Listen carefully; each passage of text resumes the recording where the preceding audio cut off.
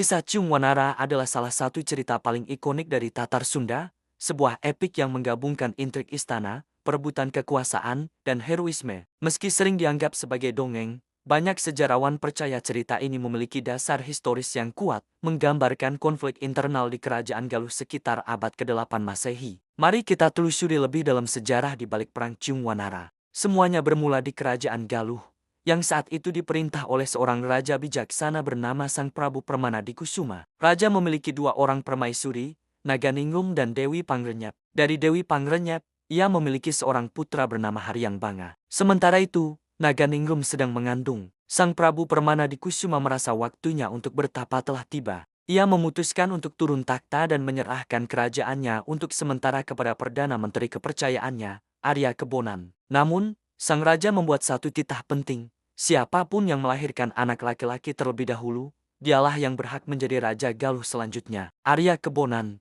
yang sebenarnya memiliki ambisi tersembunyi, melihat ini sebagai sebuah kesempatan.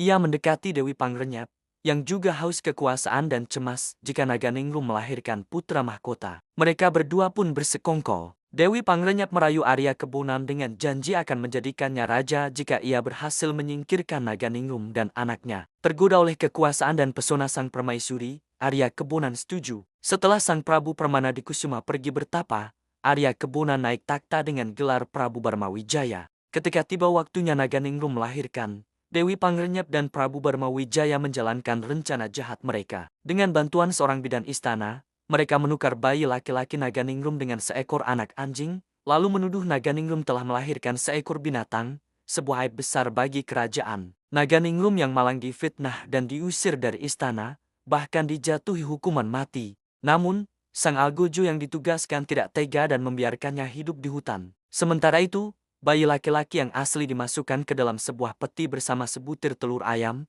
lalu dihanyutkan ke sungai Citandui. Takdir berkata lain. Peti itu ditemukan oleh sepasang suami istri tua, Aki dan Nini Balangan Terang, yang hidup di desa Geger Sunten. Mereka tidak memiliki anak dan merawat bayi itu seperti anak kandung sendiri, memberinya nama Cung Wanara. Nama itu berasal dari Cung, sejenis burung, dan Wanara, yang berarti kera, karena ia sering bermain dengan hewan-hewan tersebut. Telur yang ada di dalam peti menetas menjadi seekor ayam jantan yang tumbuh kuat dan tak terkalahkan dalam adu ayam. Seiring berjalannya waktu, Cung Wanara tumbuh menjadi pemuda yang gagah berani dan cerdas. Kehebatan ayam jantannya menjadi buah bibir di seluruh negeri, bahkan sampai ke telinga Prabu Barmawijaya di Istana Galuh. Raja, yang juga gemar sabung ayam, merasa tertantang dan mengundang Cung Wanara untuk mengadu ayamnya dengan ayam jantan milik raja. Cung Wanara menerima undangan itu, tetapi ia mengajukan sebuah taruhan yang luar biasa. Jika ayamnya kalah, ia rela menyerahkan nyawanya. Namun,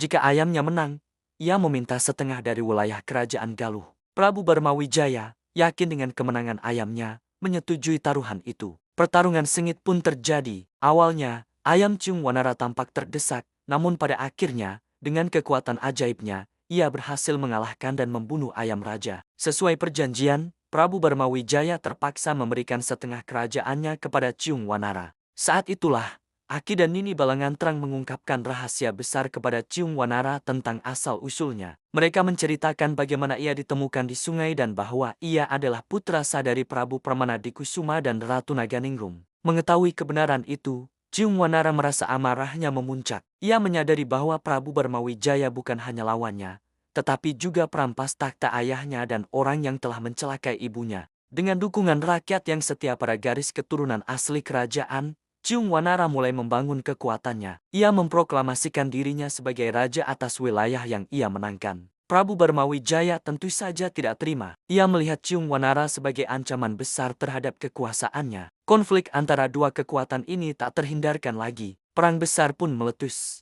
Di satu sisi, ada pasukan Cung Wanara yang didukung oleh para pengikut setia ayahnya dan rakyat jelata yang merindukan keadilan. Di sisi lain, ada Prabu Barmawijaya dan kakaknya tiri Cung Wanara, Haryang Banga, yang memimpin pasukan Galuh.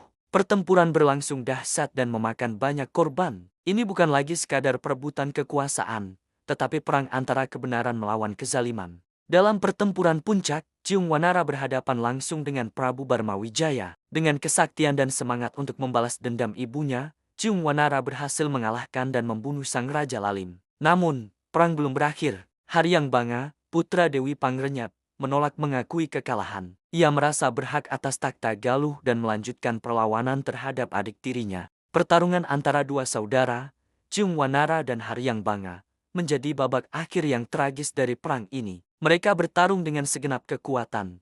Namun kekuatan mereka seimbang dan tidak ada yang bisa menang. Akhirnya, para sesepuh kerajaan turun tangan. Mereka tidak ingin melihat pertumpahan darah lebih lanjut di antara keturunan raja. Sebagai solusi, kerajaan Galuh dibagi menjadi dua. Ciung Wanara memerintah di bagian barat, dengan pusat kekuasaan yang baru. Sementara Haryang Banga memerintah di bagian timur, yaitu wilayah Galuh yang lama. Sungai Cipamali, atau yang sekarang dikenal sebagai Kali Brebes, menjadi batas alami antara dua kerajaan tersebut. Pembagian ini juga menjadi cikal bakal mitos budaya yang mengatakan bahwa orang Sunda dari barat dan orang Jawa dari timur sungai itu tidak boleh menikah.